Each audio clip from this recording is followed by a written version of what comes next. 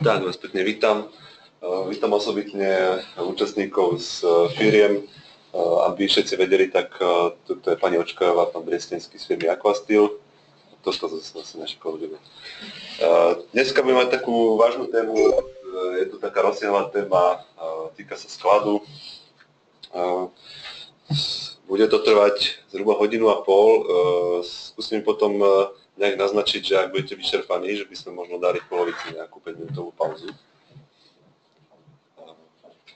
Tak skúsime nejako začať. Keď si zoberieme sklad, tak môžeme sa v podstate na ňo dívať z takých dvoch pohľadov. Dneska si to ukážeme. Jeden je v podstate ako sklad, ako modul v programe ERP a druhý pohľad bude na sklad z pohľadu firmy. To znamená, že hlavne ak sa budeme dívať na sklad pohľadu zásob. Takže skúsime si prebrať najprv tú prvú tému. To znamená, že všetko, čo sa týka skladu v programe a plus aj ostatné veci, ktoré pomôžu vlastne tej firme v riadení zásob. Čo to vlastne ten modul sklad je, čo to obsahuje? Sú to v podstate všetky funkcie, ktoré jednak zobrazujú skladové zásoby, nejak ich organizujú, vedia s nimi hýbať a poskytujú mi zase spätné informácie o nich. Tie informácie sú buď pre obchod, pre samotné riadenie tých zásob, alebo pre účtovníctvo legislatívne. Dobre, čo tam všetko máme? Skladové položky, to je asi taká najvážnejšia časť toho programu. Nájdeme ju v záložke sklad. Ikona skladové karty. No a teraz čo to je? Skladové karty je v podstate taký obrovský zoznam všetkého, čo v podstate môžete ponúkať svojim zákazníkom, čo nakupujete od svojich dodávateľov, čo spotrebujete v priebehu výroby. Dá sa to predstaviť ako taký veľký katalóg, napríklad predajný, a zvyčajne teda v tých firmách, ktoré obsluhujeme my, tých položiek nebýva málo, je to rádovo v tisícoch. No a tým vznikajú teda problémy, že čo keď máme položiek, tak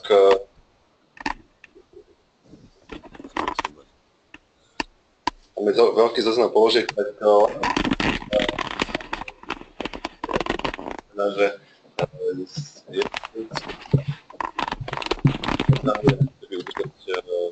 v tých položkách poriadok. No a čo nám v tom napomôže? Skúsime si ukázať jednotlivé funkcie.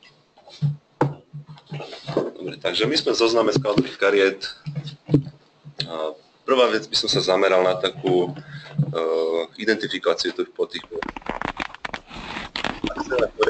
musíme takými základnými znakmi rozličovacími je číslo skladovej karty. To číslo by malo byť jedinečné, už len toto by malo v podstate nejako zabezpečiť poriadok na sklade, aby som vedel dve veci rozlišiť od seba. Ďalej máme názov tej karty, to je asi jasné. Čo sa týka toho číslovania ešte, na to ste zvyknutí aj z iných programov, asi netreba špeciálne vysvetľovať. To vidíme tuto vpravo hore to číslo. Ak by bolo potreba ešte pomocou tohto číslovania nejako logicky členiť tie skladové karty, tak je možné ešte využiť číselné rady aj v skladových kartách, kde sa nastavujú v záložke nastavenia môj program a číslovanie dokladov.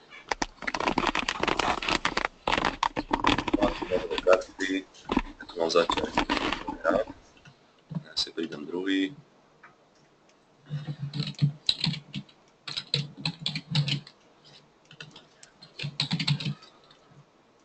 Dám mu nejaké číslovanie.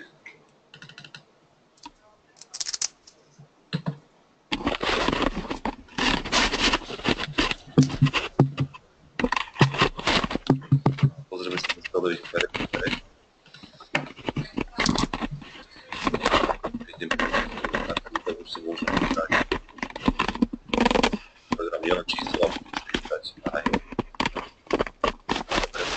teraz som si založil nový číselný rad, tak vlastne začnem hlasovanie.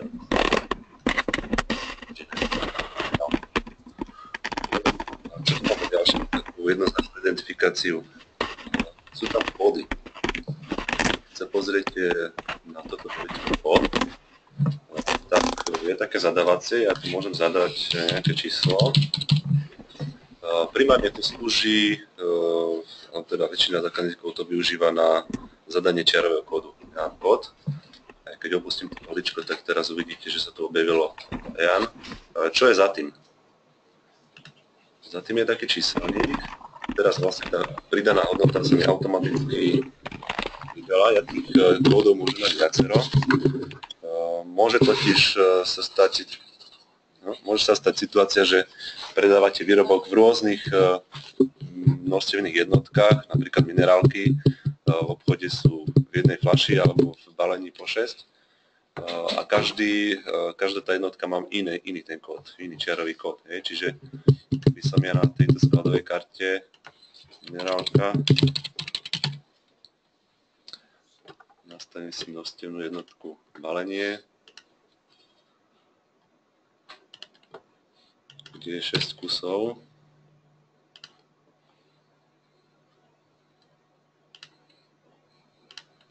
Tak si môžem pridať nový čiarový kód. Teraz keby som mal pípačku, tak ho tam naskenujem a priradím ho množstevnej jednotke balenie. No, teraz ako to funguje v dokladoch, ja si skopírujem ešte ten kód, takto. Uložím si minerálku. Teraz idem ju použiť v doklade, napríklad v objednávke.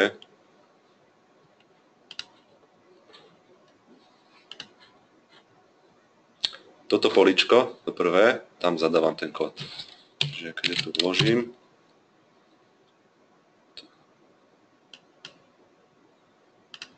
vyberiem minerálku.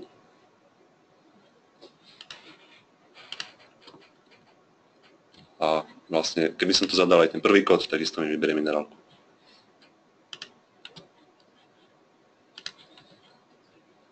Takže to je, čo sa týka kódov. Nie je nutné to využívať vždy na zadávanie čiarových kódov. Niektorí to používajú napríklad na zadanie dodávateľského kódu. Ak na ten výrobok majú jedného dodávateľa, tak si tam väčšinou zadávajú jeho kód, pod ktorým to nakupujú a predávajú to pod svojím číslom. Dobre. No, ako by sme ďalej mohli identifikovať tie karty? Čo musíš si vypnúť, lebo ti tam ťukajú do klávesnic.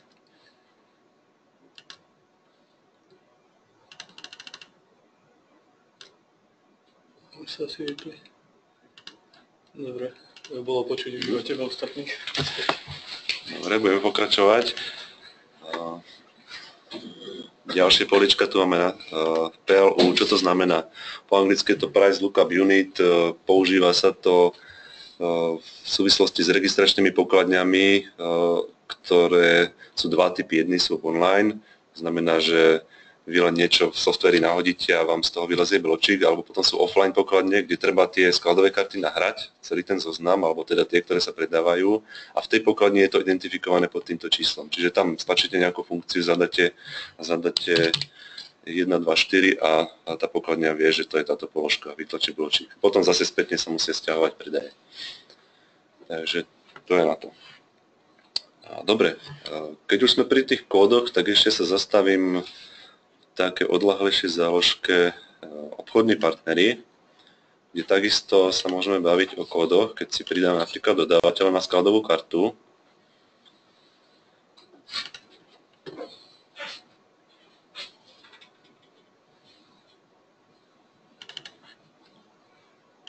Tak tu nás si takisto viem zadať kód dodávateľa. A na čo to je?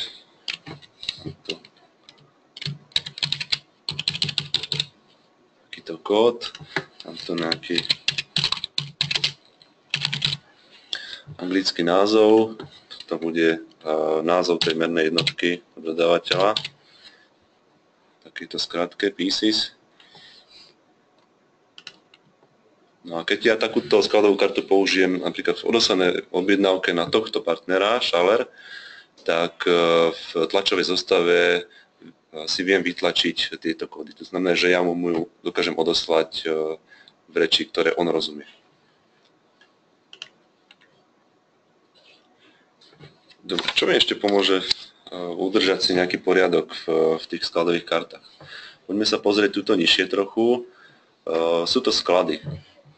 Každá karta musí byť, teda mala by byť zaradená na nejaký sklad, aby sa dali robiť na nej nejaké skladové pohyby. Je to robené tak, že v tejto dolnej časti je zoznam všetkých skladov, na ktoré môže byť skladová karta zaradená. Zaradím ju jednoducho tak, že kliknem na príslušný sklad, ten sa mi hneď vyberie ako hlavný sklad. Hlavný sklad je taký, ktorý mi pri použití tejto skladovej karty v dokladoch sa nastaví ako prvý.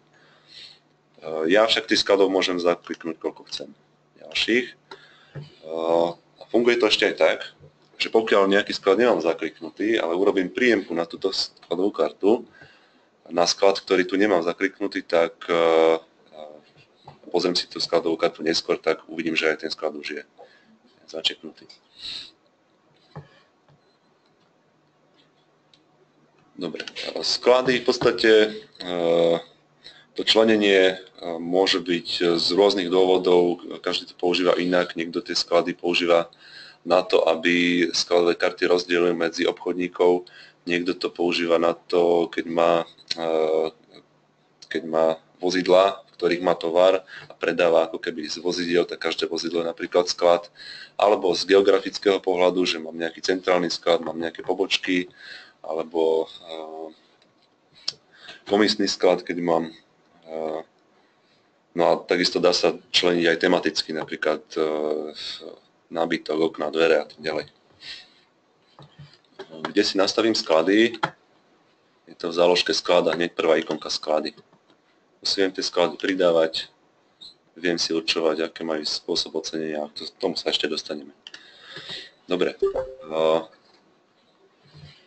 Tuto možno informácia pre tých, ktorí používali Omegu, tak Omeg je to spravené tak, že pokiaľ máte jednu a tú istú kartu, jednu a tú istú vec fyzicky na viacerých skladoch, tak museli to byť dve karty, kde potom sa museli tie informácie o nich udržiavať a dbať na to, aby tam nevznikli nejaké nezhody medzi nimi. Dobre. Poďme sa pozrieť ďalej na tú skladovú kartu. Keď si vezmete, že máte 10 000 položiek napríklad predajných, tak a chceli by ste vyhodnotiť nejak predaj, tak nebudete sledovať asi každú jednu.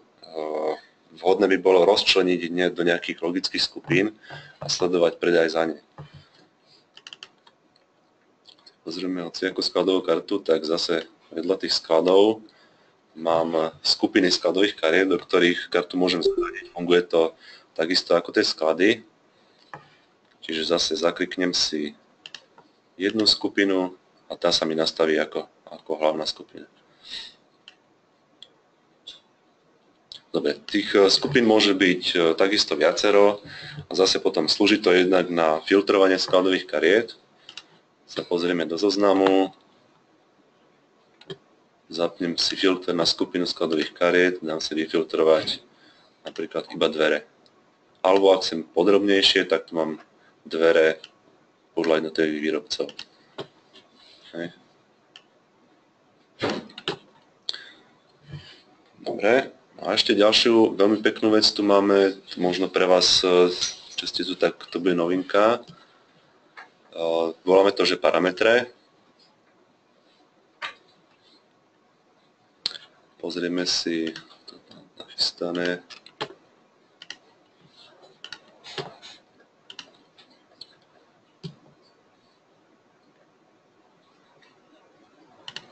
Parametre. Čo to je parameter? Je to, kebyže si otvoríte skladovú kartu, máte tu kopec rôznych políčok, kde si môžete napísať informácie, ale skoro vždy je tam nejaká potreba mať tam ešte nejakú ďalšiu informáciu a každý zákazník tam chce mať čosi iné. Hej, a presne na to v podstate slúžia tieto parametre. Ja tu mám uvedené na príklade, mám tu sklad, kde sú nejaké drevené nejaké výrobky, rezivo. Mám tu parameter, ktorý mi hovorí, že ako je upravený povrch toho reziva. Či to je oblované, alebo iba také neupravené, alebo cinkované. Takže ja to viem určiť v záložke parametre. No ako taký parameter pridám, je tu dole tlačítko, pridaj, dostanem sa do číselníka parametrov. Z tohto číselníka môžem vyberať parametre na hociktorú kartu. Čiže kebyže v tom číselníku chcem si pridať niečo ďalšie, napríklad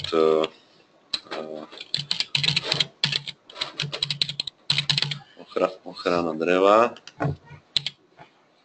otvorím si parameter.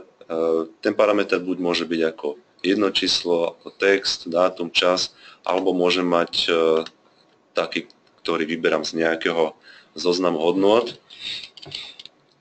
Ja si tu dám napríklad, že je to morené, alebo to môže byť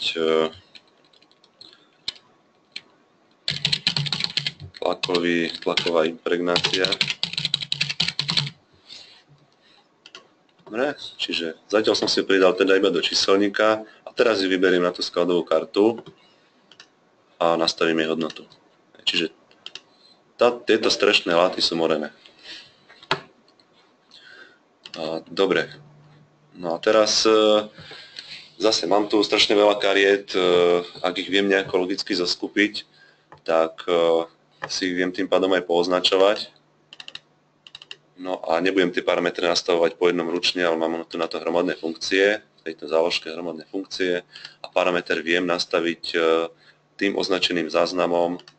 Tu si vyberiem ktorý parameter a potom vyberiem jeho hodnotu.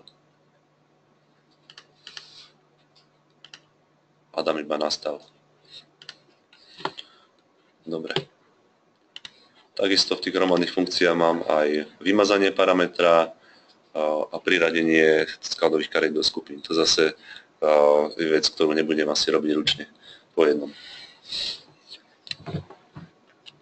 Ešte na čo by sa tie parametre dali využiť, napríklad keď by som exportoval skladové karty na web, a na webe väčšinou zvyknú byť na e-shopoch filtre. Takže aj kebyže máte predaj počítačov, tak tam môžete mať napríklad druh procesora, veľkosť pamäte, veľkosť pevného disku a tak ďalej. Takže už by ste si len zaklikávali, ktoré chcete. Dobre.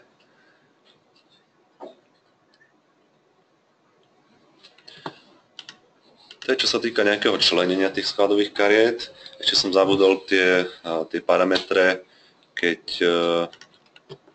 si pozrieme ten zoznam skladových kariet znova, tak vidíme, že ten parameter, čo som tu pridal pred chvíľou, ochrana dreva, sa mi objavil aj vo filtroch.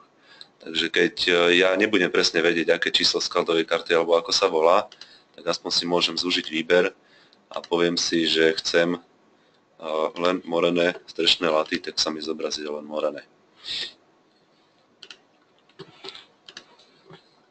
No a ešte ďalšia vec k týmto parametrom. Dá sa podľa nich aj vyhodnocovať. A to už je v podstate funkcia modulu analýz. Ja to len v krátkosti ukážem, na to bude potom samostatná prezentácia. Skúsime si pridať analýzu. No a v analýzach nám pribudli práve tieto parametre. Čiže keď si dáme povrch, suma,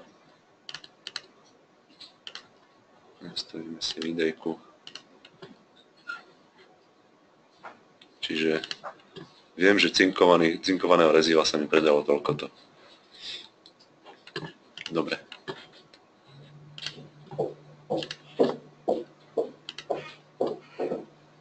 Poďme sa vrátiť nazad.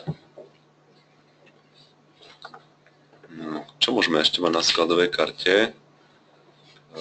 Nejaké ďalšie informácie, ktoré za sebou môže niesť a ktoré sa ale nedajú zadať ručne do nejakých políček, majú iný charakter.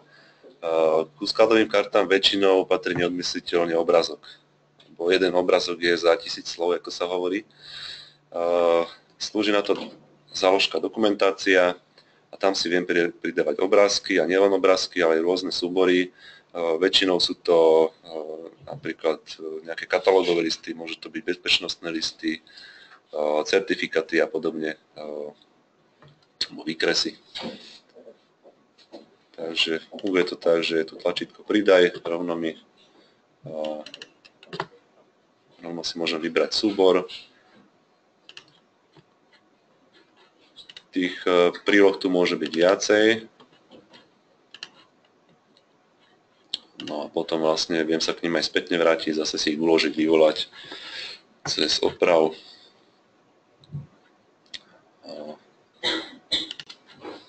A viem si ich pozerať. Pokiaľ na skladovej karte obrázok, to asi není moc k tomu, ale funguje to tak, že jeden obrázok je nastavený vždy ako hlavný a ten sa mi zobrazí v skladových kariet. A nie len tam, potom je taký istý infopanel aj v položkách dokladov. No a tieto obrázky, pokiaľ mám položky s obrázkami pridané aj na dokladoch, ktoré majú vytvorené tlačové zostavy s obrázkami, tak ich viem aj tlačiť. Dobre, čo ďalej?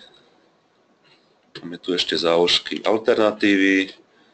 Sem viem zadať pridávať skladové karty, ktoré sú alternatívou k tejto jednej vybranej. Čiže dalo by sa to tiež zase využiť napríklad na webe. Keď si nechcem kúpiť tento výrobok, tak by som si mohol kúpiť ešte nejaké iné. A takisto záložka príslušenstvo. To je zase v tom zmysle, že keď si kúpim tento výrobok, tak by som si ešte k tomu mohol kúpiť také a také príslušenstvo. Keď si kúpim telefón, tak si možno aj slúchadka budem si kúpiť. Dobre. No. Skúsime ísť ešte na zložitejšie veci. Predstavte si, že predávate výrobky, ktoré podliehajú nejakej skáze, väčšinou ide o potraviny. Zoberme si ako príklad jogurty, to má takú, ja neviem, trvanlivosť koľko, 14 dní možno, aj preháňam, 7. Na tom jogurte, keď si pozriete ten kerimok niekde z boku alebo zo spodu a možno na tom viečku je vytlačený dátum spotreby, ale ešte tam býva také nejaké nezrozumiteľné číslo niekedy. A to je číslo šarže. A čo to je šarža? Šarža je v podstate ako keby výrobná dávka. Tie jogurty sa vyrábajú v takých nejakých veľkých nádobách, kde sa tam naleje mlieko, či sa tam ešte pridá, nechá sa to skvasiť alebo čo. Hej, a vždy tie suroviny, čo sa tam pridávajú, musia byť ako keby z jednej várky. Lebo potom, keby nastal nejaký problém, nejaká hygiena alebo čosi, niečo by sa stalo, nejaká salmonela, tak sú povinní títo výrobcovia sa dopatrať k tomu, že kde to vzniklo. A zase vy ako predajca, keď vám zákazník príde v obchode vrátiť jogurt, ktorý bol pokazený a ešte v datume spotreby, tak vy musíte vypatrať, že aká to bola šarža, kedy ste to kúpili a oznámiť to tomu výrobcovi alebo distribútorovi. Dobre, čiže to sú šarže. Ďalej ešte máme výrobné čísla. To je zase pri výrobkoch, ktoré sa servisujú väčšinou. Napríklad televízor. Každý jeden kus má jedinečné výrobné číslo. Takže tam ide zase o to. No a v programe máme zapracovanú dohľadateľnosť, kde keď príjmete určitú šaržu alebo určité výrobné číslo, tak ho viete aj vydať. Každá tá šarža, výrobné číslo si vie sledovať vlastný zostatok a viete sa dopatrať spätne vlastne, alebo teda k celej histórii do tých skladových pohybov s tou šaržou alebo výrobným číslom. Skúsime si to ukázať. Musím si pridať teda ten jogurt. Kus, tá cena 65 centov.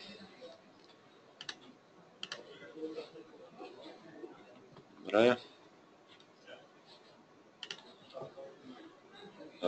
Pozrieme sa do záložky vlastnosti dávok. A teraz tu máme tri také zaškrtávatka. Prvé je sledovanie dávok, dohľadateľnosť.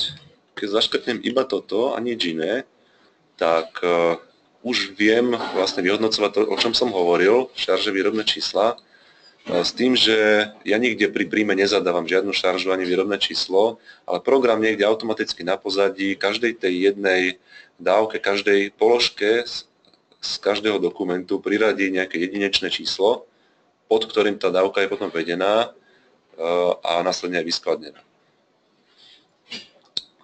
Ja urobím ale toto, že zaškrtnem karta s výrobným číslom a ešte si aj k tomu pridám záručnú lehotu. 7 dní. Dobre, a ešte by som mohol napríklad použiť niečo, čo máme vlastnosti týchto dávok. Ja si poviem, že to bude napríklad príchuť. A ako ju zadefinujem, tlačím tieto tri bodky, pridám si do číselníka príchuť a nastavím jej hodnoty. Jahoda, malina. Dobre, a poviem, že na tejto skladovej karte chcem sledovať ešte aj príchuť. Uložím ju. Teraz idem naskladniť jogurty.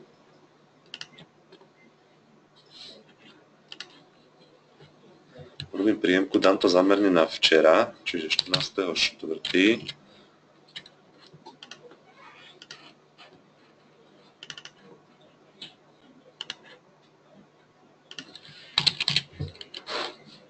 Jogurt. Dáme 100 kusov. Nakupuje.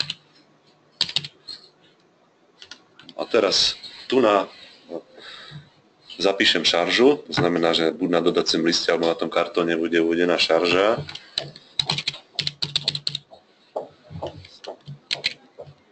Zadám dátum výroby, to tiež musím vedieť. Dám tomu takto. Program je automaticky na základe toho, čo som mal zadané na tej skladovej karte vyrátavať záručnú dobu. A ešte zadám aj príchuť, že toto boli jahodové. Dobre. Ešte urobím jednu. Dneska 75 kusov.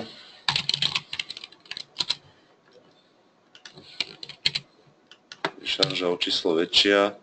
Dátum výroby bude 14 a príchuť bude malina. Uložím.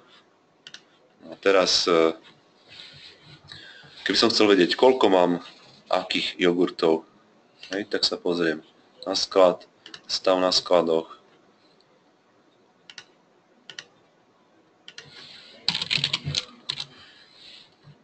Jogurt. Vidíme,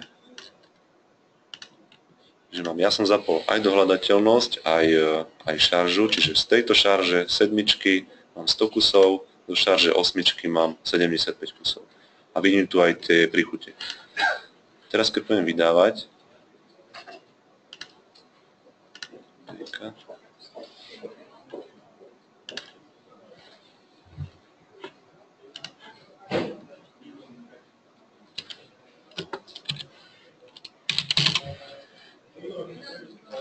tak vidím vlastne, čo všetko vlastne môžem vydať.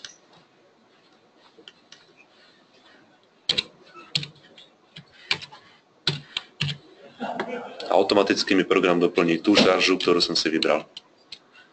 Keby som chcel vydať viacero šarží, tak musím urobiť viacero položiek. Týchto 75 plus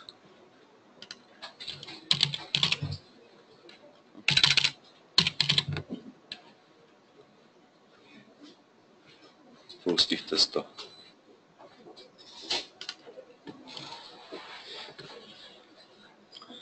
Dobre, čiže takto vlastne fungujú šarže a výrobné čísla. Poďme sa zase pozrieť späť na skladovú kartu.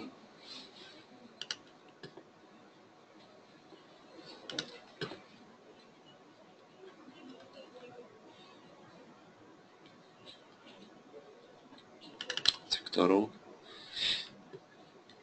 Čo tu ešte ďalej máme? Je tu popis. Toto pole sa síce zdá, že to je možno iba také textové, ale viem tam písať, viem tam formátovať písmo. Viem tam napríklad z Wordu si skopírovať nejaký menší obrazok aj s formatovaným textom. Ten popis, ako je uložený, ako je naformatovaný text, si ho viem aj vytlačiť na tlačových zostavách. Ďalej, čo tu máme? Viem si skladovú kartu zneaktívniť. Keď si to zakliknem, tak skladová karta bude neaktívna, znamená to, že nebude sa mi ponúkať pri výbere do dokladov. Viem si neaktívne karty potom aj v zozname skladových kariet schovať. Ak ich nepoužívam, tak si viem ofiltrovať, aby som ich tam nemal tak veľa. Poďme sa pozrieť na záložku ďalšie upresnenie, čo tu ešte máme. Skúsme ešte pozrieť tento recyklačný poplatok. To sú zase veci, ktoré sú pre niektoré biznisy povinné. Recyklačný poplatok sa týka predaja elektrozariadení alebo uvedenia na trh. Zákon hovorí, že vlastne ak takéto zariadenie predávam alebo uvádzam na trh, tak musí byť na daňovom doklade alebo na etikete toho výrobku uvedená suma recyklačného poplatku. Ja ten recyklačný poplatok si viem na túto skladovú kartu zadať dvoma spôsobmi. Buď zadám hmotnosť, zadám sadzbu za kilogram, lebo väčšinou sa to aj tak uvádza v nejakých tabulkách, 5 eur, tak program mi ten recyklačný poplatok doráta, alebo priamo zadám ten recyklačný poplatok tu na. No potom vlastne, ak táto karta mala recyklačný poplatok zadaný,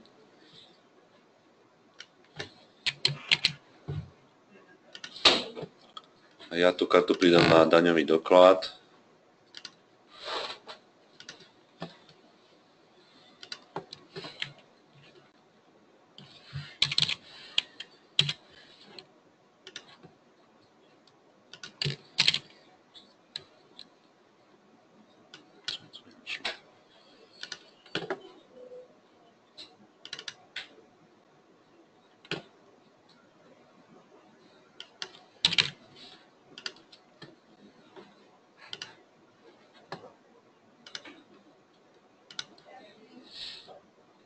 tak viem si potom na faktúru vytlačiť aj s recyklačným poplatkom.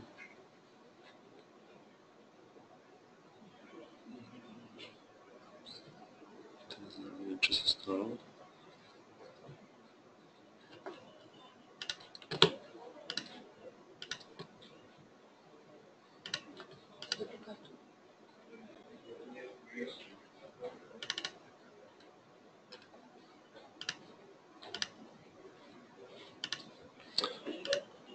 Asi vám to teraz neukážem, ale viem si to políčko s tým recyklačným poplatkom pridať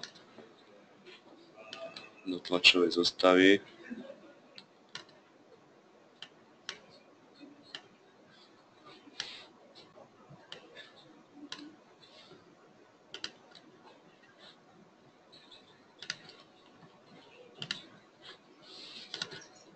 Skúsime teraz.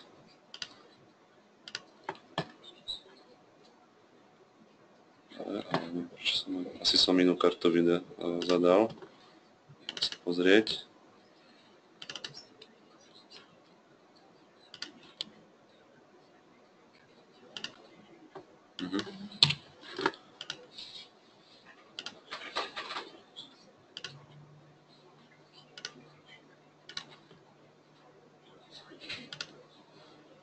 Tak, teraz zadám. No je to tam ešte prekryté popis. Už mi to tam naskočilo. Tak nemusel som nič upravovať, bolo to tam len som nemu zadaný. Dobre.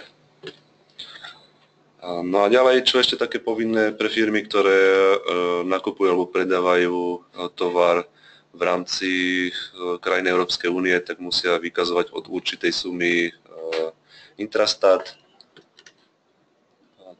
Táto funkčnosť ešte nie je plne zapracovaná, ale zatiaľ, čo tam je, tak môžem ukázať na skladových kartách. záložke upresnenie Intrastat, kde si zadám vlastne kód, ktorý je z nejakého sadzobníka štátneho, musím tam potom pridať ešte nejaké ďalšie veci, krajinu pôvodu, opis tovaru a podobne. No a funguje to tak, že tieto veci sa ťahajú potom na skladové pohyby a z nich sa bude generovať hlásenie, ktoré sa musí podávať elektronicky. Dobre. To je, čo sa týka informácií na skladovej karte, ktoré mi pomôžu nejako keby mať poriadok v tých skladových kartách. Ešte sú tam funkcie, ktoré mi zabezpečia takú určitú úroveň variability. Znamená, že keď s tou skladovou kartou potrebujem niečo robiť v zmysle, že potrebujem ako keby trošku zmeniť alebo prispôsobiť. Predstavte si, že predávate darčekové koše, kde vlastne vy nakupujete tie dobroty, čo sú vnútri a potom to nejako zabalíte do celofanu a predávate to ako hotový výrobok. Tak v podstate vieme si na to spraviť, niečo sa volá skladačka.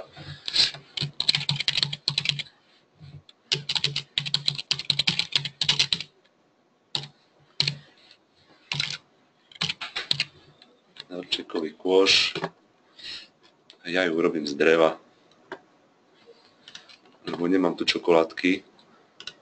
Na záložke skladačky si zakliknem, že skladová karta je skladačka. Ak si zakliknem ešte ďalšíček, že možno meniť množstvo položiek, tak potom v dokladoch si tú skladačku ešte viem trošku upravovať. Teraz si pridám do nej nejaké položky.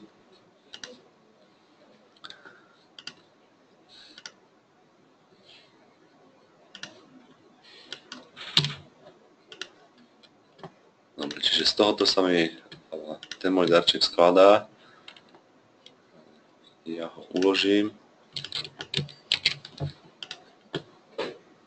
Použijem ho v nejakom doklade.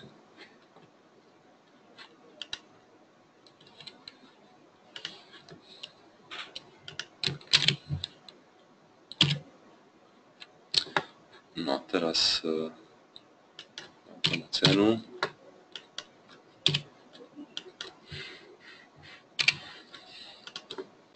Čo sa stane? Program mi vlastne automaticky nahádže tie komponenty tej skladačky plus ako keby tú materskú kartu.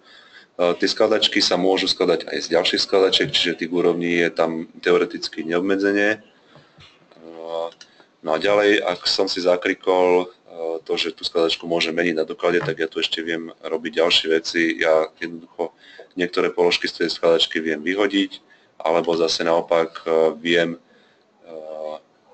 pridať nejakú ďalšiu a takto si upravovať. Takisto v existujúcich položkách viem meniť množstvo.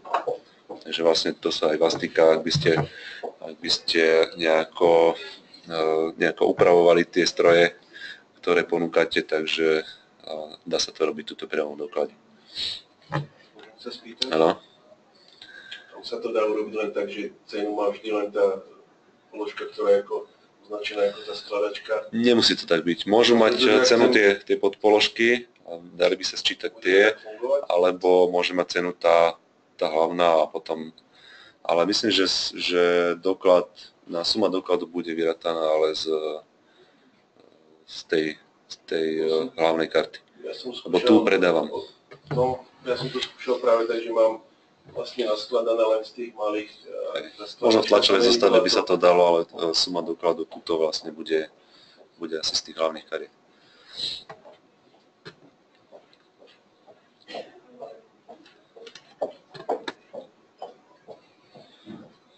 Dobre, čiže to je čo sa týka skladačiek. Ďalšia vec, ktorá mi pomôže trošku v takej variabilite, sú obaly.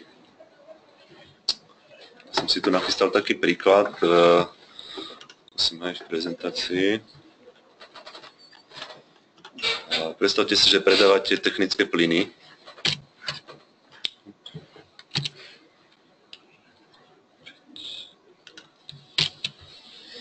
No a firma vlastne, keď nakúpite plyn a skladujete ho, tak to vyzerá nejako takto v takýchto obrovských nádržiach.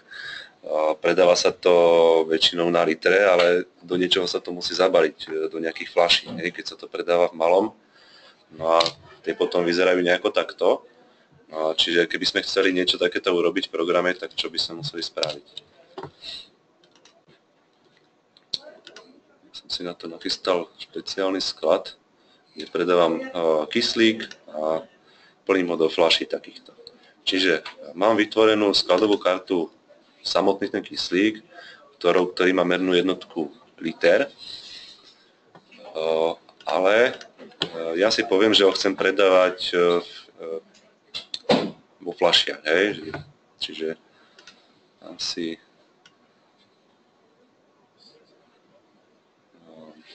mernú jednotku, vytvorím si fľašu.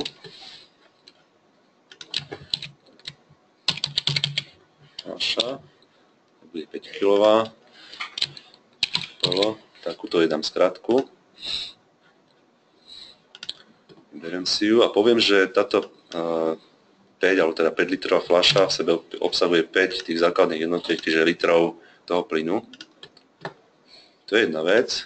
A druhá vec, mám tu samostatné skladové karty na tie obaly, lebo to sú tiež veci, tie sa tiež skladujú, dokonca sa aj vracajú späť, čiže sú na nich skladové pohyby, je vhodné tam sledovať ostatky. Čiže mám tu nejakú plynovú fľašu. A tejto skladovej karte som zaškrtol, že je obal, že môže sa použiť ako obal. Keď sa pozrieme späť na ten plyn, tak na tie jeho merné jednotky, tak pri tejto, keď ho budem predávať na fľaše 5 litrové, tak poviem, že obalom pri predaji tejto mernej jednotky je 5 litrová plynová fľaša, ktorá je povinná pri výdaji. No a ešte viem povedať, že keby nemôžem v tej fľaši predávať menej ako tých 5 litrov. Čiže ja tam musím mať tých 5 litrov. Dobre. My sme mali. Teraz skúsme sa pozrieť, čo sa stane, keď ten plyn budem predávať. Môžeme dať, alebo dáme ho do objednávky. Takto.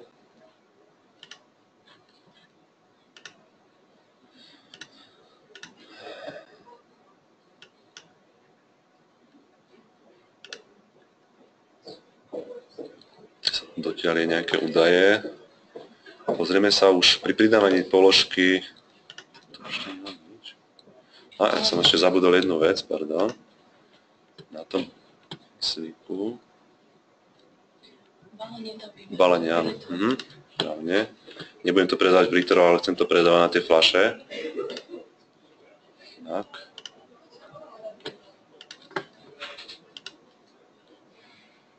A máme na sklade. Musím si dať iný doklad asi. A?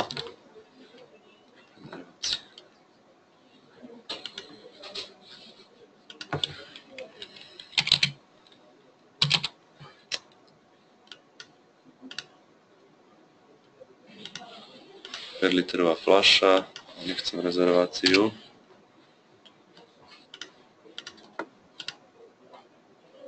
A program mi automaticky pridal aj ten obal k tomu. Čiže ja sa nemusím starať o to, aby som tieto veci nezabudol. No a samozrejme, ja si viem potom nadefinovať tým množstevne jednotiek viacero na tú skladovú kartu a predávať ich potom ku každej mernej jednotke sa mi priradí príslušná fľaša, lebo tie sú rôzne. Rôzne objemy sú. A to, že si nastavil na ten obale, že minimálne 5 kusov pre tú plynovú fľašu, tak to ti prejadlo tvarko. Kdyby se ti projevilo v počte těch obalů, Počet tých... kolik to typuješ, myslím, aby dal do toho dokladu. Čiže ja môžem dať tam, že 1 liter toho kyslíka. Čiže keď ja teraz zadám, že 2 fľaše, vlastne, ja by som to vedel zadefinovať aj tak, že pridávam litre a k tomu mám fľašu. Čiže dám 10 litrov a pridám mi 2 fľaše.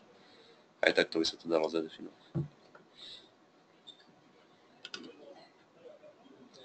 No.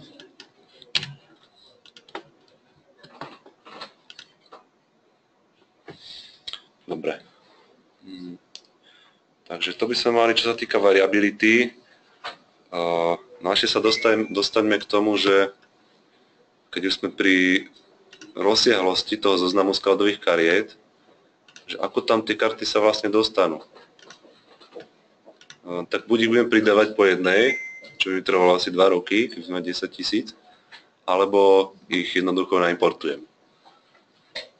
No a to sa robí tak, že máme na import štandardný balíček, ktorý sa objaví v záložke sklad, import kariet z Excelu. A s tým, že vlastne ten Excel, ktorý importujem, vyzerá napríklad takto, kde mám stĺpce, ktoré musia byť nejakým spôsobom presne pomenované. Musí tam byť číslo skladovej karty minimálne, potom tam ďalej môžem mať názov, tie kódy, čo sme hovorili, dodávateľov viem importovať, dodávateľské ceny viem importovať,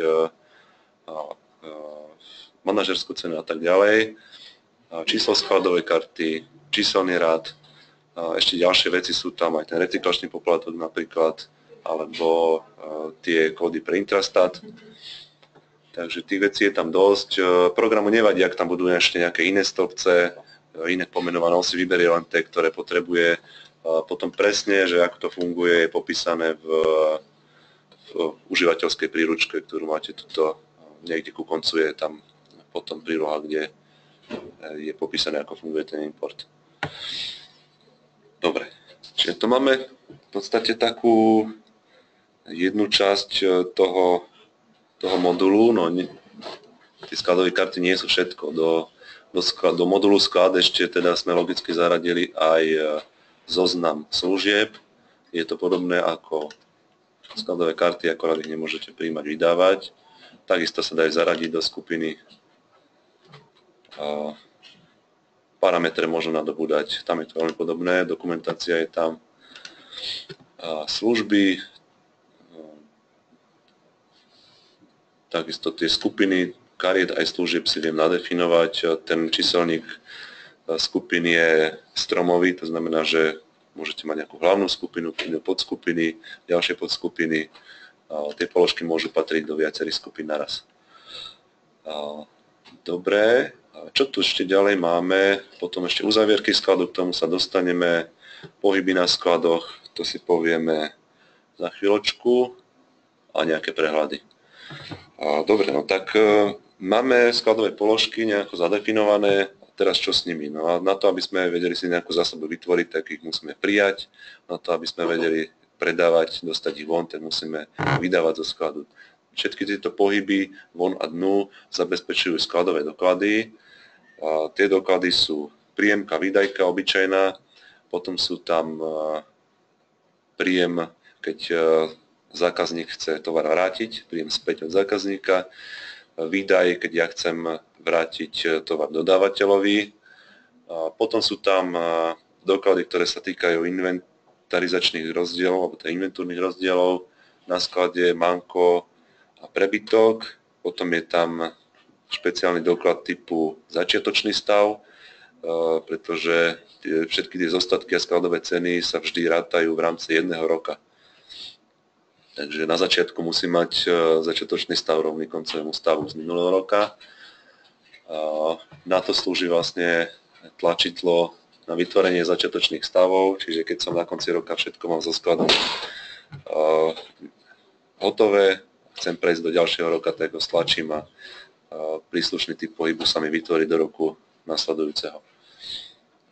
Ďalšie typy dokladov, ešte je tam výdaj do spotreby. A to som asi povedal všetko. No dobre, tak skúsme si ich ešte rozobrať vlastne, že ako fungujú tieto jednotlivé doklady. Skúsme si pozrieť najprv príjemku.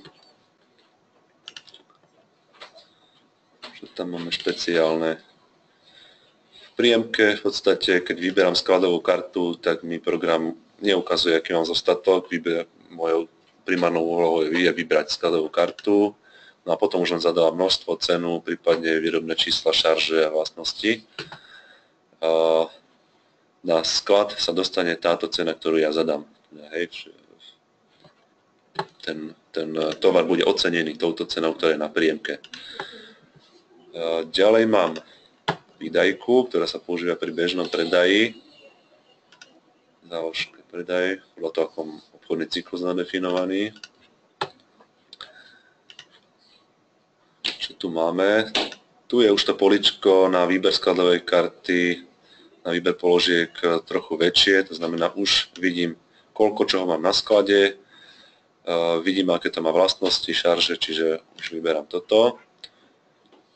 Výdajka sa dá nastaviť potom, aby mi kontrolovala výdaj do minusu, aby som nemohol, ako tu na 10 metrov, 10 metrov štvorcových nejaké podlahy, aby som nemohol zadať 20 a uložiť to. A teraz každá výdajka, tie ceny, ktoré sú tu, sú predajné ceny. To je to, čo vlastne suma, za ktorú sa to predalo. Potom ale vo výdajke je ešte skladová cena výdaja. To je suma, ktorou je ohodnotené množstvo, ktoré vydávam. Tá je rozdielna od skladovej ceny, väčšinou bude teda menšia, pretože predávam za viac, ako som to nakúpil, logicky, aby som na tom niečo zarobil. Kde tú skladovú cenu uvidím, keď sa pozrieme vpravo, tuto je položka náklady, tu mám 2 €, pozrieme sa, z čoho sa skladá. Skladová cena, to je tá moja cena výdaja. Zmením množstvo, tak toto je tá celková suma toho výdaja, mám tu aj jednotkovú cenu skladovú. Nakúpil som to za 2 €. To je cena za mernú jednotku, tie 2 € a to znamená, že keď ja som nakúpil za viacero rôznych cien, tak podľa toho, ako mám ocenený sklad, tak to bude vlastne nejaký príjem. Áno, to je na základnú mernú jednotku. Dobre, no potom si pozrieme výdaj do spotreby.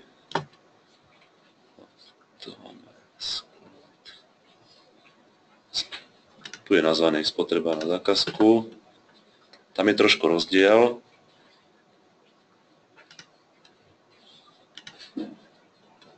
Tam vidíte, že tie polička sú zašedené, nedajú sa meniť, pretože je to doklad, ktorý nejde nikde von, ani nepotrebujem na ňom sledovať predajnú cenu. Má mi slúžiť na to, aby mi vyčíslil hodnotu v skladových cenách toho tovaru, ktoré som vydal vonku. Používa sa to väčšinou keď ten materiál, ktorý vydávam, spotrebovávam v rámci nejakej kompletizácie, nejakej výroby. Ten materiál sa pretaví do niečoho, čo ja potom neskôr predávam. Takže tu mám len tú skladovú cenu. Čiže keď mením množstvo, tak tá skladová cena sa mi mení. No a ten výpočet tej skladovej ceny je pevne daný, takže do toho nemôžem vstupovať. Pozrime si ešte tie pohyby, čo sa týka vrátení.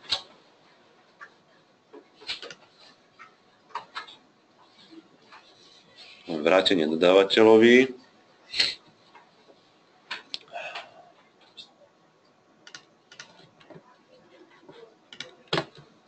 Čiže to je ako keby nákup len opačne. Vydávam to, čo som nakúpil.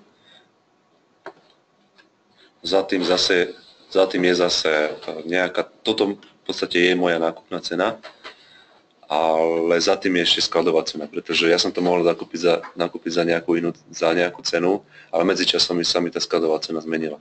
Ale ja to musím vrátiť v tej cene, za ktorú som to nakúpil. Dobre, no a potom tu máme ešte z opačného konca zase vrátené od zákazníka. Ja som niečo vydal zákazníkovi, opustilo to sklad v nejakej sume, v tej istej sume sa mi to musí vrátiť v skladovej cene. Čiže keď pridávam položku, tak program mi ponúkne automaticky cenu, ktorá je skladová, ale ak sa medzičasom zmenila, tak ja si musím pozrieť ten doklad, na základe ktoré to bola dopísať tú cenu. Väčšinou, ale to nebude potrebné, pretože ten doklad sa bude vytvárať prepojením z nejakého iného. Takže tam tá cena bude. Dobre. A čo tu ďalej máme ešte v sklade? Sú tu uzavierky skladu. Čo to je? Je to funkcia, ktorá slúži jednak na to, aby som si vedel v určitých časových intervaloch ten sklad ako keby uzamknúť. To znamená, že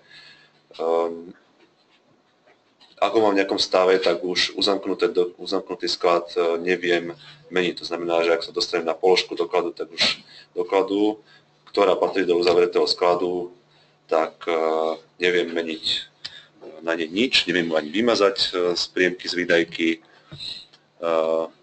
Je to však urobené tak, že do samotného dokladu ešte viem vstúpiť, neviem mu síce zmeniť dátum, pretože by to mohlo mať vplyv na skladové ceny, ale viem tam pridať ďalšiu položku zo skladu, ktorý nie je uzavretý. A ďalšia vec, na ktorú slúžia uzavierky, je totiž potrebné zistiť nejak periodicky alebo minimálne teda raz za rok stav skladu. No a ako zistím stav skladu? To, čo mi na sklad prišlo, minus to, čo mi odišlo a zostatok v skladových cenách.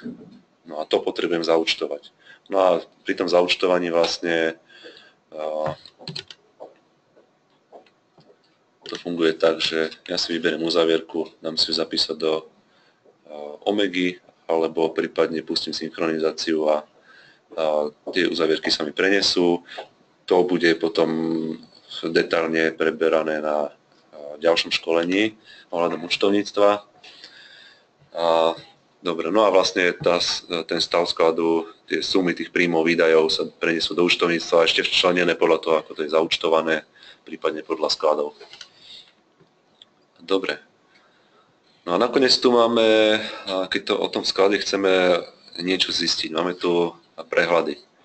Sú tri také základné prehľady. Ja osobne mám najradšej tento pohyby na skladoch, pretože tam sa dopatrám naozaj skoro ku všetkému. Keď je nejaký problém so skladom, tak mám k dispozícii zoznam všetkých pohybov na všetkých skladoch, zo všetkých skladových dokladov na jednom mieste.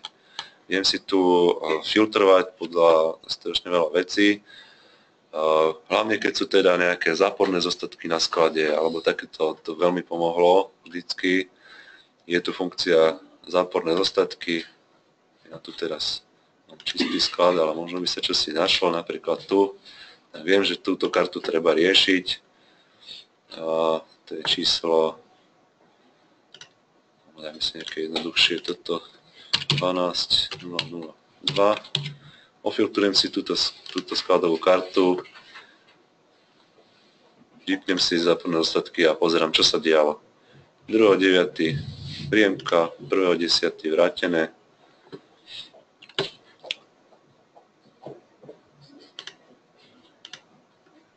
A už tu mám zrejme nejakú inú šaržu vydanú, to znamená, išiel som do minusu. Takže to bol tento prehľad. Potom tu mám stav na skladoch. Tu už nemám plusy, minusy, príjmy, výdaje, ale už tu mám priamo ten zostatok. K tomu už sme sa vlastne pred chvíľou dostali pri tých šaržiach. Takže tu vidím zostatky členené podľa skladov, podľa vlastností dávok, výrobných čísel, šarží. Tie zostatky sú v kusoch. Zase viem si filtrovať, viem si z toho tlačiť, vlastné tlačové zostavy vyrábať. Potom tu mám obratovú súpisku. To je taký nástroj, ktorý väčšinou účtovníci používajú, keď väčšinou pri kontrole účtovníctva so skladom. Ak niečo nesedí, tak pozerá sa obratová súpiska alebo pohyby na sklade. Čiže je to v podstate iný pohľad na skladové karty, kde vidím, koľko som mám na začiatku, koľko som prijal, koľko som vydal a koľko som mal na konci. Lebo to korešponduje s tým, čo je zaučtované. Zaučtovaný je začiatočný stav, príjmy, výdaje a konečný stav by sa mi mal zhodovať s účtovníctvom. Samozrejme zase viem to vytlačiť. Máme tu aj nejaké štandardné zostavy tlačové. Dobre. No a tým sme ukončili tú prvú časť, o ktorej som hovoril, že sklady ako modul v programe ERP. A druhá časť, pozrieme sa na sklady ako z pohľadu zásob. Čo sú tie zásoby? Pokiaľ chce firma niečo predávať, nakupovať, tak sa nevyhne asi tým zásobám. Vlastne cez tú firmu pretekajú hodnoty, preteká fyzický tovar alebo materiál. No a keď sa pozrieme na ten veľký zoznam skladových kariet, tak sa na to môžeme dívať aj ako na zásobu. Na čo sú vlastne zásoby v podniku?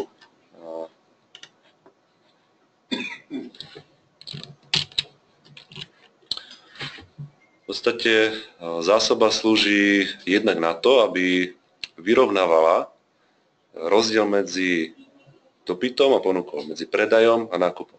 Lebo nakupujete v nejakých množstvách, v nejakých časových intervaloch a predávate v iných množstvách a v iných časových intervaloch. Keby ste na sklade nemali nič, tak vlastne sa vám stane, že poviete zákazníkovi nemáme. Hej, takže na toto je zásoba. Taký ako keby vankúš. Ďalej sa zásoby držia aj z technologických dôvodov. Tuto máme obrazok, nejaká firma, ktorá robí drevené výrobky, tak musí to drevo sušiť 3 mesiace trebárs. Tú zásobu tam má v tom dreve a nedá sa s tým nič robiť, lebo technológia je taká. Hej, čiže to je k zásobám, ako majú funkciu. Teraz vlastne, ako ja zistím výšku zásob. Čo to je vlastne zásoba? Pre mňa v prvom rade zásoba sú peniaze. A už to tu bolo vlastne ukazované aj na tej prezentácii úvodnej, že keď sa pozriete na tie regály s tými výrobkami, tak niekto vidí krabice a niekto vidí štosy takto eurových bankoviek. No a teraz, keby som sa spýtal vlastne, koľko tam tých peňazí mám na tom sklade, ako by som to zistil? No zase, ako som pred chvíľou spomínal, že zistil, koľko som tam prijal v eurách a zistím, koľko som vydal a ten rozdiel je v podstate môj stav. Koľko eur mi leží na sklade. No, tak poďme to ešte rozbiť na drobnejšie. To je to, čo som hovoril. Ako zistím príjmy? To je v podstate jednoduché. Tie sumy, čo ste videli, čo som ukazoval v príjemkách, tak to je vlastne moja nákupná cena. Keď ich nasčítam vynásobným množstvom, tak to je vlastne suma prijatého tovaru. Ako zistím výdaje, alebo teda sumu výdajov, tam je to už trošku zložitejšie, pretože potrebujem ten výdaj nejako oceniť.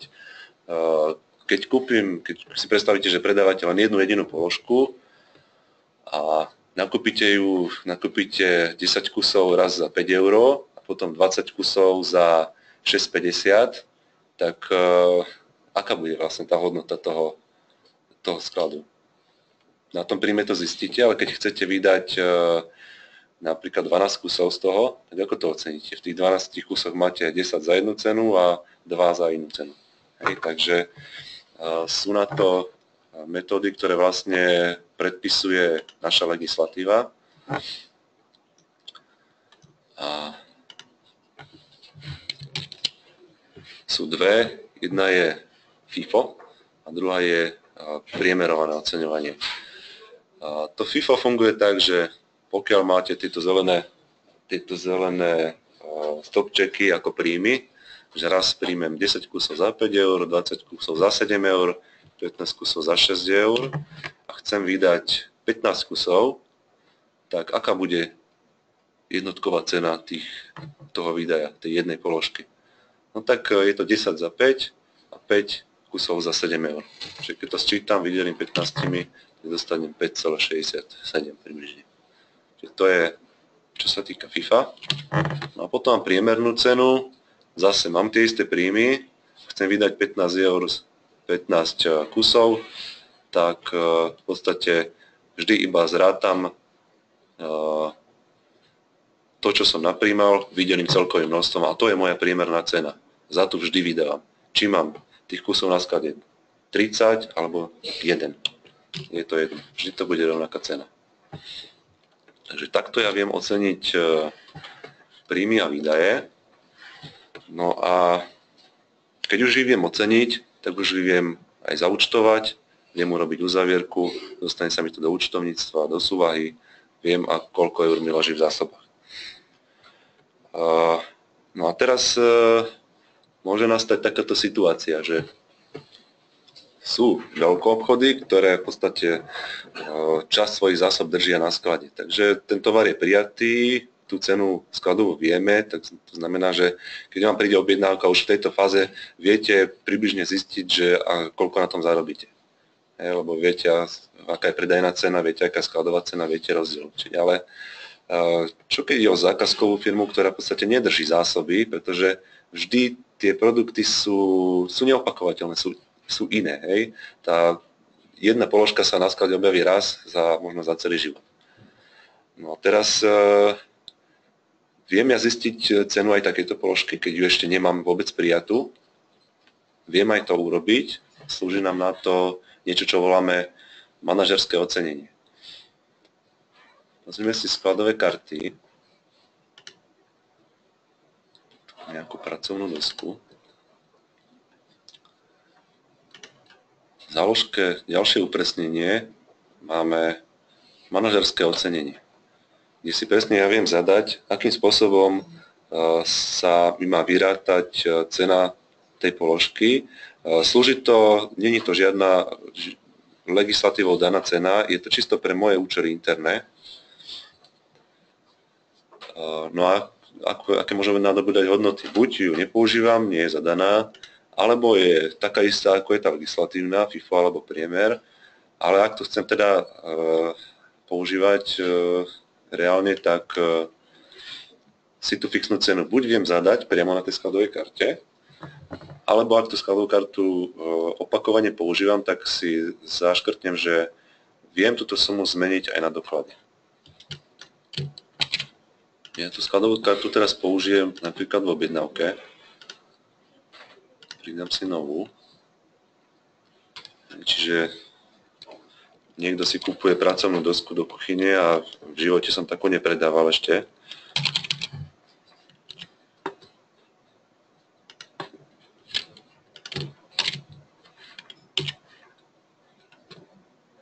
Tu vidíte, zobrazilo sa mi políčko manažerská skladová cena, pretože som zaškrtol, že môžem zmeniť jej sumu na doklade.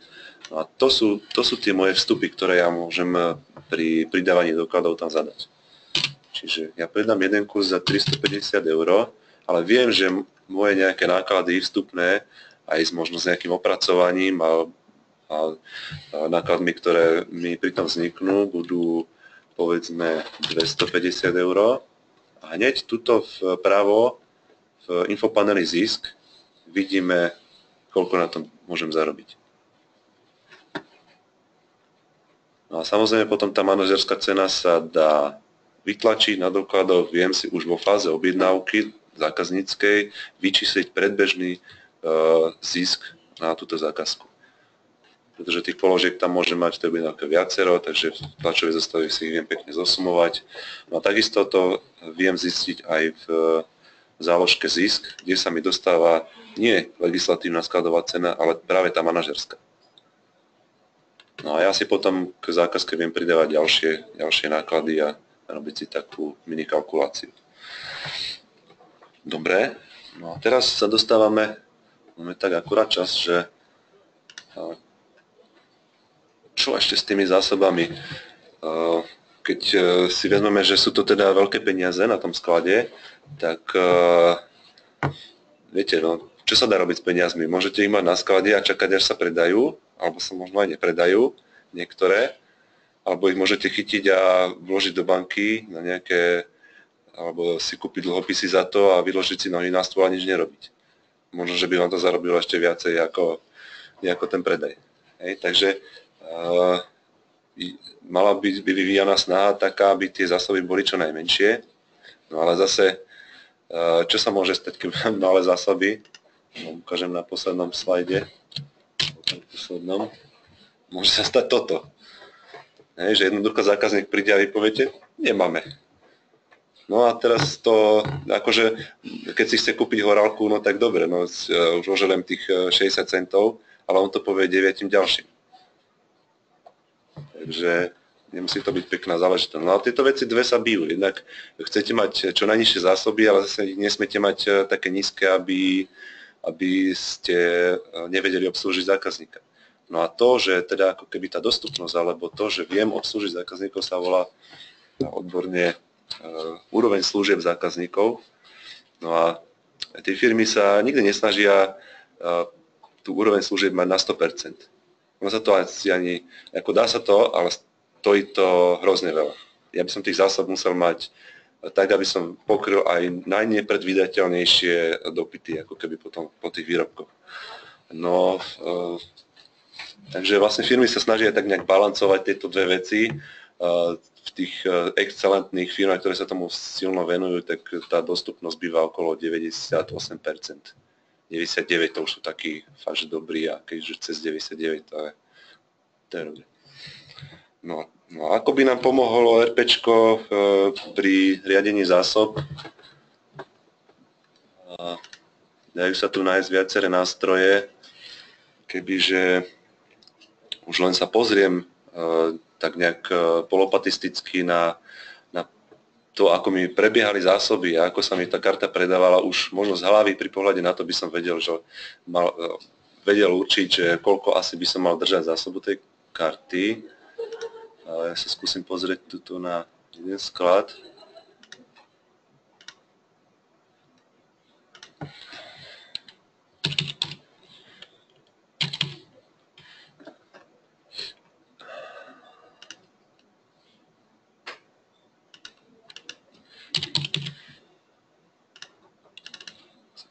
Tu máme. Môžem využiť na to. Je otázka? To?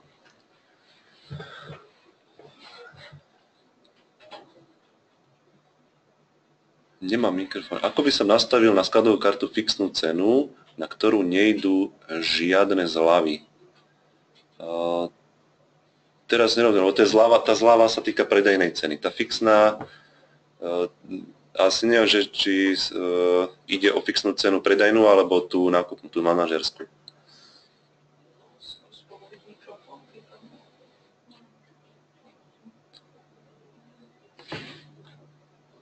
Predajnú. To sa týka potom už predajných cien, budeme mať na to samostatné školenie, fixné predajné ceny, samostatné školenie ohľadom ceníkov, takže tam by som potom odporúčal sa zúčastniť. Teraz už máme dosť málo času, takže tomuto sa ešte vyhnem. Dobre, pozrieme sa na túto skladovú kartu. No, tuto vidím, že je to síce malý šrobík, ale mám ich tam 4-5 tisíc, možno to ja neviem, 100-200 eur, to je jedna položka. Hej. Za posledný rok, keď sa pozriem na priebeh jej zásob, v záložke riadenie stavu zásob, tak nikdy neklesla pod nejakých, koľko tu bolo, 2000, možno 900. Tak aj z rezervou možno tých 2000 by som tam nemusel mať. A koľko ďalších takýchto skladových kariet by som našiel. Hej, takže už len toto mi pomôže pri riadení zásob. No a teraz sa pozrite ešte vpravo hore tie veľké písmená, čo mi to hovorí. Ak sa niekto stretol s pojmom analýza ABC alebo analýza XYZ pri riadení zásob, zase som si nachystal nejaké obrázky k tomu.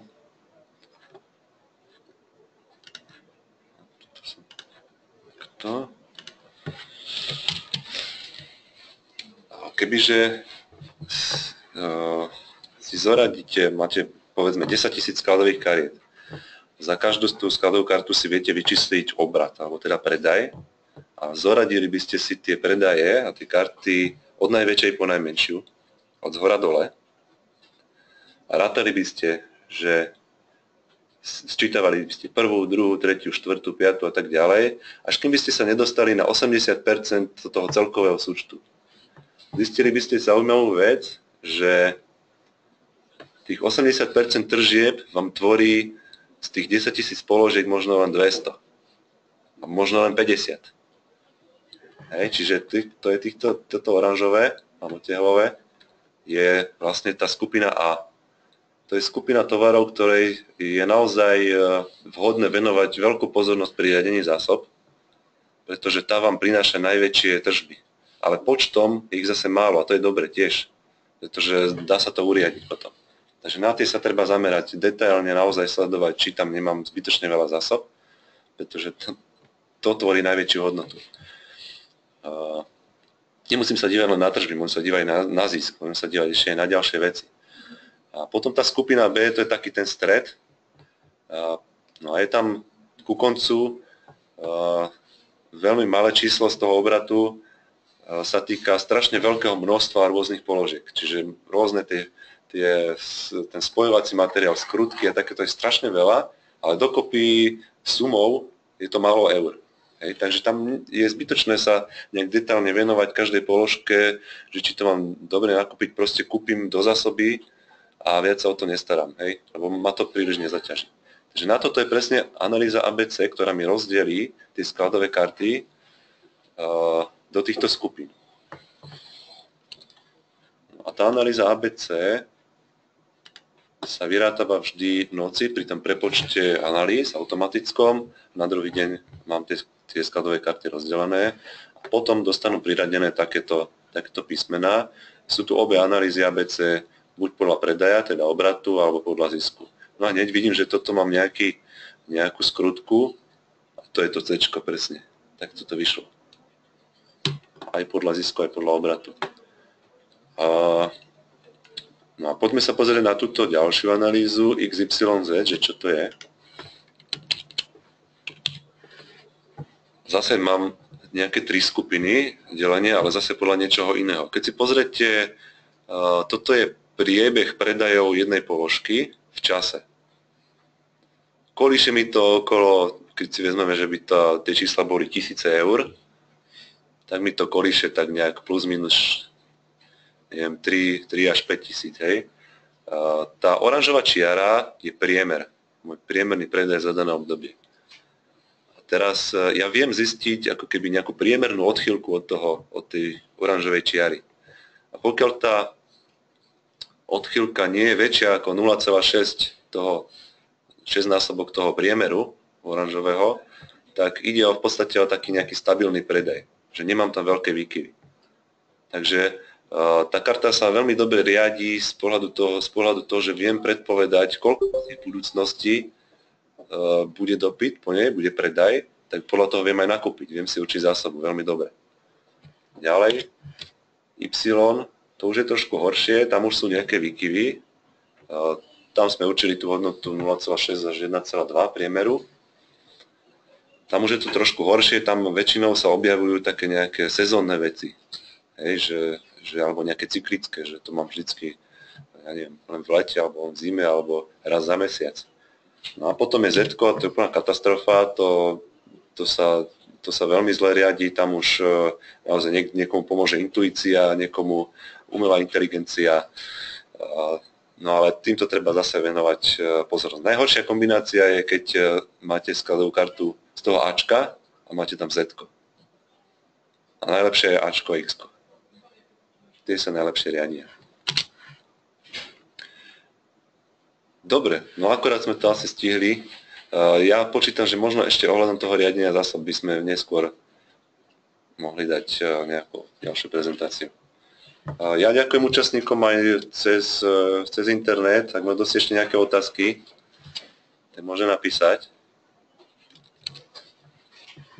Ja by som chcel opýtať, či si v programe nevyfiltrovať tie Ačkové zásoby a zároveň tie X-kové alebo Y.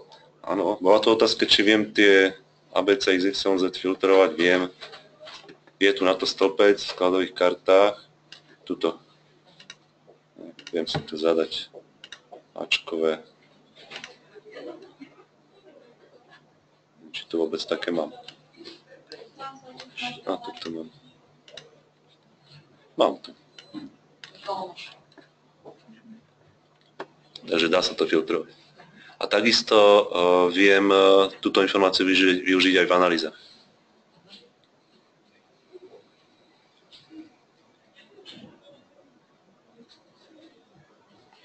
Dobre, ešte nejaké otázky?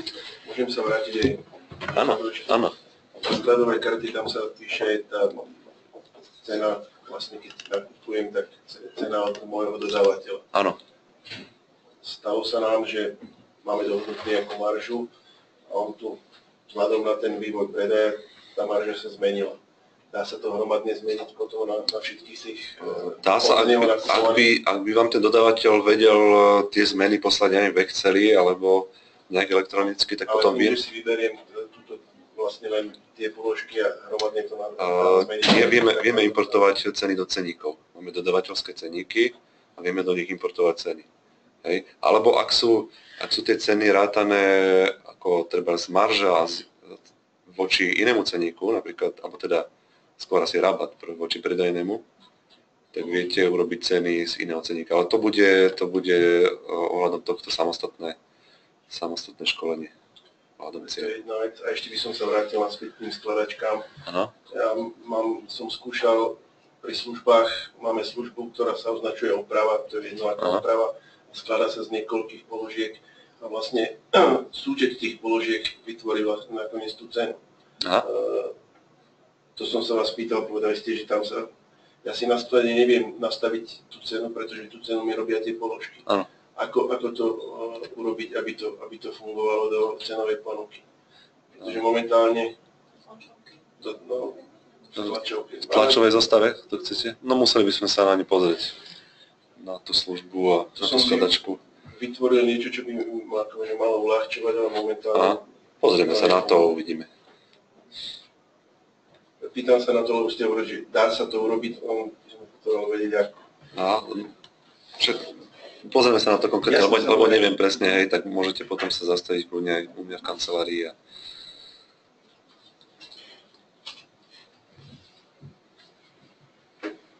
Dobre.